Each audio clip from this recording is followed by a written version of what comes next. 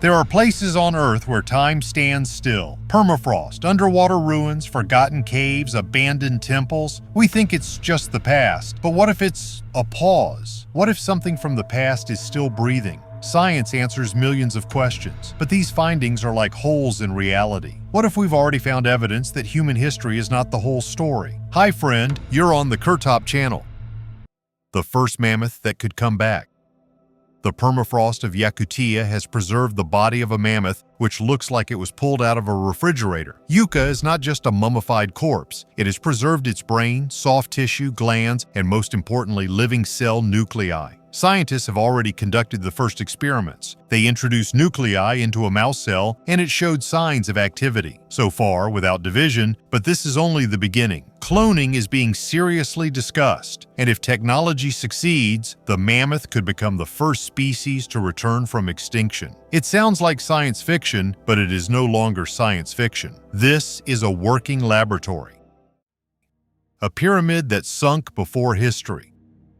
At the depth of 30 meters near the island of Yonaguni, there is a stone pyramid on the ocean floor. Smooth steps, terraces, arches, openings, everything looks as if it is a building and not random rocks. The age of the object is about 10,000 years. That is, it was built before the Sumerians, Egyptians, and the first cities. Scientists are still arguing. Some are sure that this is a trick of nature, while others consider Yonaguni to be evidence of a previously unrecognized civilization. If they are right, this could completely change our understanding of when and how human history began. What if this is not just an erroneous trace of nature, but a trace of some civilization? What if there is a history hidden under this ocean that we do not know? Road through ash. Southern Italy. During the laying of a gas pipeline, a routine job, an excavator catches something strange. Under a thin layer of volcanic ash are the prints of bare feet, human, and nearby, hooves. Archaeologists rush to the site and realize in front of them is the scene of an ancient flight. People, women, children, cattle, all left their homes in a hurry. But this is not Pompeii, not 79 AD. These traces are 1,800 years older. Around 1995 BC, the time of the so-called Avelian eruption, one of the most destructive cataclysms of the Bronze Age. Before that, it was believed that almost nothing was known about it. Now, we literally see the route of people trying to save themselves. Their last choice, imprinted in solidified ash. Surprisingly, centuries later, people settled in the same place again. Archaeologists have found remains of settlements dating back to 1200, 900 BC, and even Roman buildings. The cycle repeated itself. First an eruption, then a return, as if the earth itself would not let us forget. This is not just a story of a catastrophe, it is about repeated mistakes, about the stubbornness of human hope, about a memory that, like ashes, remains underfoot. Life outside the arena. When we think of gladiators, we immediately imagine a vivid picture of arena fights where blood, death, and glory merge into one sinister spectacle. However, this is only a small part of what these fighters did. In reality, their lives were much more complex and varied. In addition to training and fighting, gladiators served in a variety of roles, from bodyguards to mercenaries and even tax collectors. And of course, there were special privileges because free gladiators became real stars of Rome. They were respected and appreciated for their strength, courage, and discipline, and many of them became heroes for the citizens to whom they brought glory and perpetuated the traditions of the brutal arena. But there is another side to their lives. Many gladiators used their popularity to get jobs in influential families, hired as bodyguards, and sometimes even rose to the level of political figures, managing tax collection. Their lives were not only a struggle for survival, but also a game of power and wealth. And so with each passing year, the Greeks and Romans began to understand more and more that a real gladiator could be more than just a warrior, but someone who knew how to survive and thrive despite all the dangers. A mineral that no longer exists. This stone weighs only 1.6 carats, but its price is literally incalculable. Kyauthuite is the rarest mineral on Earth. It was discovered by accident in Myanmar, in an ordinary market. Scientists have found out that its composition and crystal lattice are not found in nature anywhere else. At all. Not before, not after. The color is amber brown. The structure is like an alien object. Under the microscope, there are hollow tubes inside, formed by pressure and time. Today, Kealthowite is stored in a Los Angeles museum. This is not just a stone, it is a mistake of nature, and perhaps a trace of an ancient geological event that science has not yet even guessed about. But what if this mineral is not just an accident of nature, but something deeper? What if its composition hides the answer to questions that we have not even asked? When the Sahara was an ocean, now it seems lifeless. Endless sand, sun-baked rocks, rare caravans. But once upon a time, millions of years ago, the Sahara was completely different. It was an ocean. The Tethys Ocean is huge, warm, inhabited by ancient creatures. Ammonites, sea urchins, corals, giant reptiles. All this lived where today, lizards barely survive. Under a layer of sand, imprints of seashells, layers of limestone, and fragments of coral are still preserved. Geologists have found traces of deltas, channels, coastlines, everything that says water once splashed here. But the ocean is gone, and in its place another story arose. Hundreds of thousands of years later, people settled on this land. Some of the most ancient, whose name still sounds through the sand, the Berbers, or as they call themselves, the Amezi, descendants of those who survived the climate change, the disappearance of rivers, the drying up of lakes. They stayed when others left. Their rock paintings in Tassili and Ager are a real library of prehistoric consciousness. People hunting with bows, holidays, scenes of love and war. Even the image of creatures with rounded helmets seems to be from another reality. Some believe that this is an allegory, some believe it is evidence of contacts with another mind. But the essence is the same. When the Sahara was still breathing, the Berbers already knew how to tell their stories. They knew where to find water, how to survive when the days are hot and the nights are icy. They ruled Numidia, traded with Rome, fought with Egypt, and then they disappeared from the map, but not from the earth. The Arab conquests drove them out of the cities into the desert and mountains. But the culture survived. To this day, in remote villages, the Berber language is heard and memories that are thousands of years old live on. And in the desert itself, there are traces of a past that is much more ancient. Stone mushrooms. At first glance, they are just rocks. But if you look closely, the shape is striking. A massive cap of hard stone rests on a thin, corroded stem. These formations are the result of differential erosion. The wind, carrying sand, polishes the soft rocks for years, leaving the hard ones standing. Each such mushroom is like a timestamp. Temporary, but proud. Their legs gradually become thinner, and one day the cap will collapse. They live for hundreds, thousands of years, but they are still doomed, like the ocean, like civilizations, and only memory, in stones, in pollen, in sand, survives everything. Are there other traces of this ancient civilization, and what can they tell us about the past that we still do not understand? History that is not in textbooks. Not long ago, archaeologists found evidence that in ancient Troy, long before the Iliad was written, they were already drinking wine. This is not just a theory or a guess, but real chemical evidence that confirmed that even ordinary people in the territory of Troy not only drank wine, but also used it in everyday life. For researchers, this was a sensation, since in ancient times only the elite could usually afford the luxury of drinking wine, but in Troy it was available to all levels of society. Research has shown that the cult of wine was so important to the inhabitants of Troy that vessels in which it was drunk were found throughout the city, from rich palaces to simple residential areas. But what is even more interesting, the fermentation method used in Troy was so unique that it resembles more complex and advanced civilizations of that time. And now, thanks to this research, we can confidently say Troy was not just a legend. It was real, and its culture was much more complex and progressive than we could imagine. Icy ruins under snow.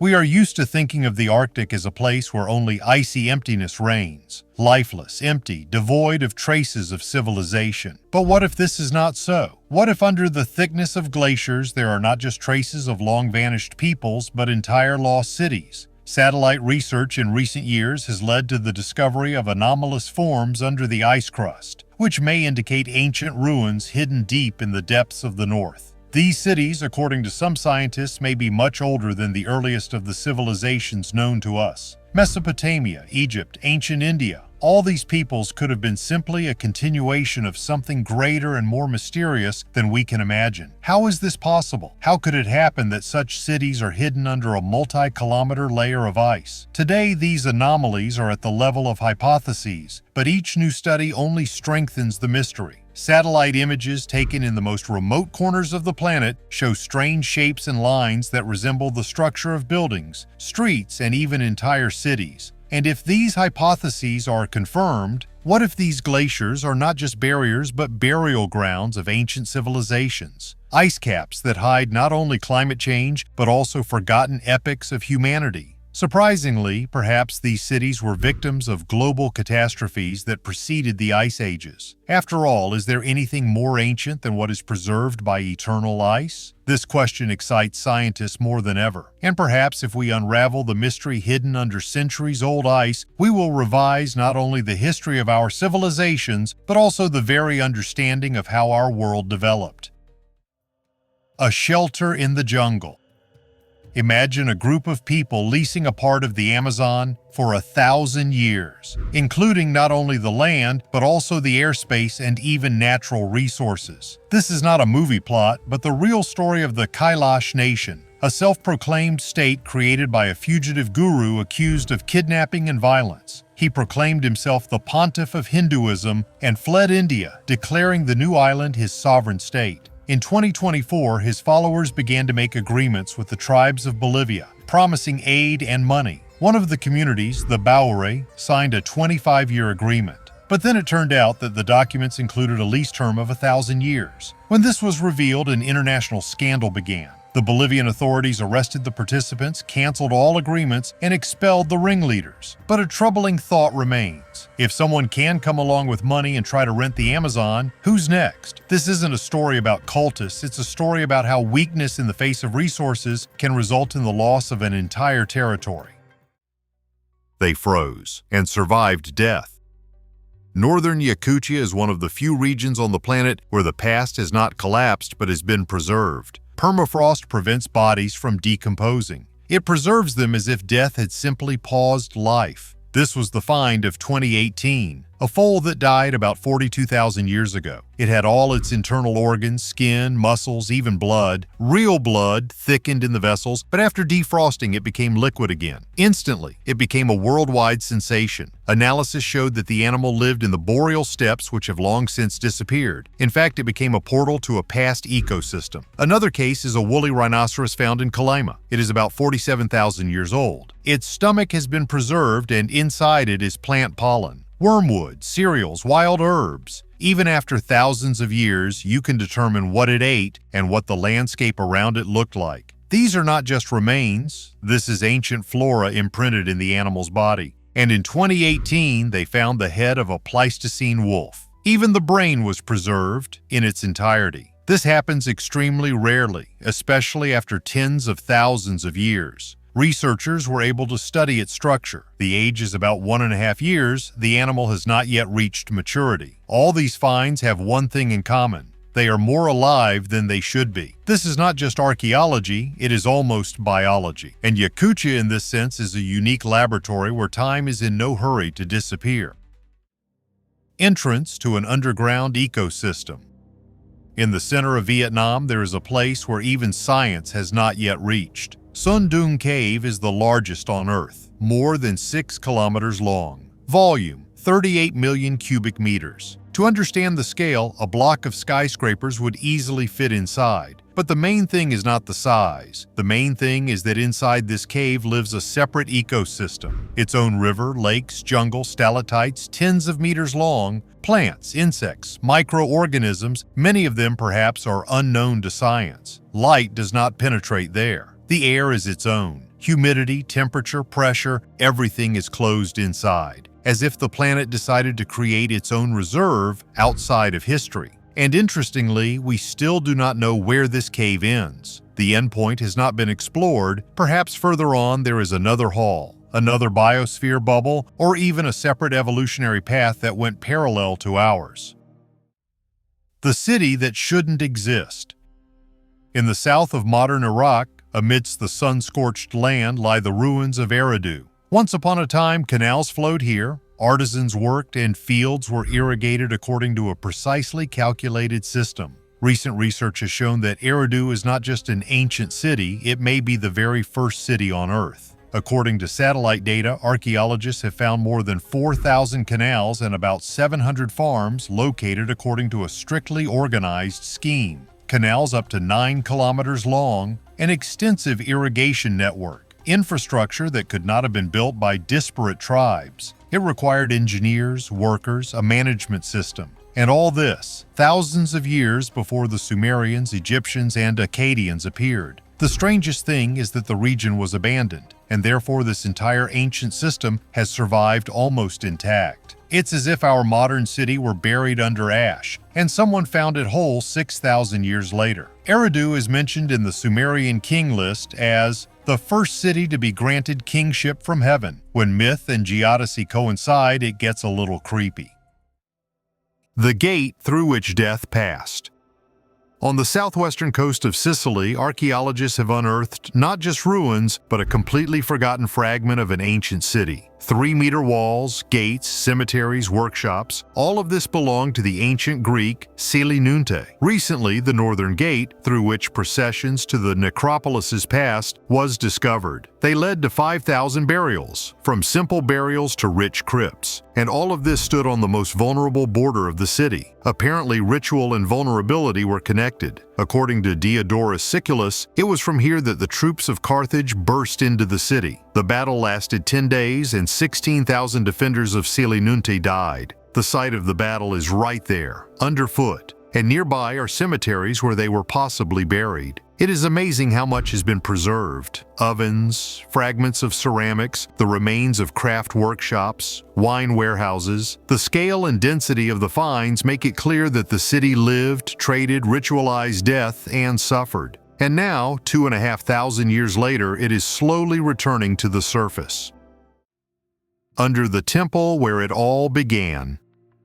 Jerusalem, the Church of the Holy Sepulchre, one of the most revered places in the Christian world. It is believed that this is where Jesus was buried, but for a long time archaeologists argued, to what extent does this correspond to the biblical description? Everything changed when scientists from the University of Rome began digging under the floor of the temple. They found not a tomb, not an artifact, but the remains of an ancient garden. Layers of earth between stone walls, traces of terraces and a cultural layer, and most importantly, pollen from grapes and olive trees. All this corresponds to the text from the Gospel of John. In the place where he was crucified, there was a garden. If radiocarbon dating confirms the age of the find, this will be the first direct archaeological confirmation from the text of the New Testament. That's right, not theological, not symbolic, physical. In addition, during the excavations, they found an ancient marble altar that disappeared during a fire in the 19th century. It stood in the temple all this time. It was just turned to the wall. On the front side, graffiti from tourists. On the back, a unique mosaic made in a technique that only Vatican masters knew. No sensations, no mysticism, only facts. But sometimes they speak louder than any legends. The secret the CIA knew. In 2002, declassified CIA documents were made public. One of them was simply called Noah's Ark Report. It mentions a strange object on the slope of Mount Ararat, a formation that looks like the hull of a huge ship. There have been rumors about this place since the middle of the 20th century. But here's what's strange. The CIA filmed it from reconnaissance aircraft. Then they connected satellites, all for the sake of this anomaly. According to the official version, nothing special was found in the pictures, but dozens of requests to publish the footage, especially for 1974, were rejected. Why hide the images if there is nothing in them? Later, researchers collected soil samples from this place. They contain marine organisms, but Mount Ararat is located at an altitude of 4,420 meters. Does this mean that water really was here? The same one from the biblical flood? It would seem like a coincidence, but there are too many such coincidences. For too long, people have been trying to avoid this place. Storm reveals ancient ritual. In the spring, after a storm, a coastal cliff collapsed on the shore of the Baltic Sea. The lump of clay that fell down hid something inside that no one would have found without the help of nature itself. It had lain underground for almost 3,000 years and was in perfect condition. Length, 24 centimeters. Decorated with ornaments, stars, crescents, symbols reminiscent of the signs of the sun and moon. According to archaeologists, the weapon had ritual significance. It was probably used in ceremonies associated with the cult of the sun, and the ornaments correspond to the astral symbolism of the Bronze Age. The place of the find itself, a beach from which nothing could be predicted. Just clay, just a crumbling shore. And here it is, an object that had lain in the dark for 3 millennia, coming to light for just a few seconds before it could have been carried away by the water. Sometimes archaeology is not only excavations. This is when the earth itself chooses the moment to show you something important. The tomb that they tried to steal. Summer 2023, Abkhazia, Markle settlement, an ordinary plot of land and a destroyed ancient crypt. It was broken into by looters. The robbers tried to take away a bronze situla but were caught on the spot. The owner of the land took the artifact and called archaeologists. What they found amazed even seasoned specialists. The crypt of the 3rd century BC turned out to be a real golden tomb. 70 items made of pure gold, plaques, beads, elements of clothing and jewelry. Rosettes, flowers, lunuli, twisted threads, foil, the finest work with almost jewelry precision. In some places, the gold resembled the Scythian Sarmatian style, in other elements, an antique influence. Perhaps these are the works of local craftsmen who worked at the intersection of cultures and trade routes. Archaeologists even found the remains of sacrificial animals, traces of a ritual important for the burial of a noble person. Judging by the artifacts, bones, glass beads, bronze bracelets, the deceased was not just rich, he was a representative of the elite, perhaps a priest or a chieftain. The irony is that the crypt was destroyed not by time or nature, but by people, the same as those who once built it. Thou shalt not steal, but they did. In the quiet English village of Little Steeping, someone broke into a church at night. They took away several ancient Victorian frescoes, and among them was the most ironic of all, a table with the 10 Commandments. Among them, of course, was the inscription, "Thou shalt not steal." The church warden, 80-year-old Basil Harwood, just threw up his hands. Probably the thieves wanted to study the commandments better, but apparently they did not read them all. They took not only the frescoes, but also an old painting of Moses, and even an ordinary extension cord. Perhaps it just happened to be at hand, or maybe it was a sacred object. The police, of course, began an investigation, but the story itself is almost a joke, when reality makes a plot better than any script. King or demon? The Leeds Museum of Knightly Arms houses a strange artifact. It was clearly not created for battle. It has horns, a toothy grin, and a bristly chin. It does not look like a warrior's helmet, but a jester's mask. But, judging by the documents, this helmet belonged to Henry VIII.